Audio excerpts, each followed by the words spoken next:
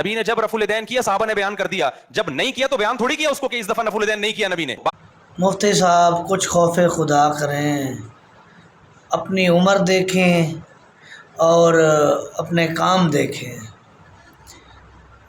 لوگوں کو، اپنے سننے والوں کو، اپنے آڈینس کو کیا پیغام اور کیا میسج ڈیلیور کر رہے ہیں۔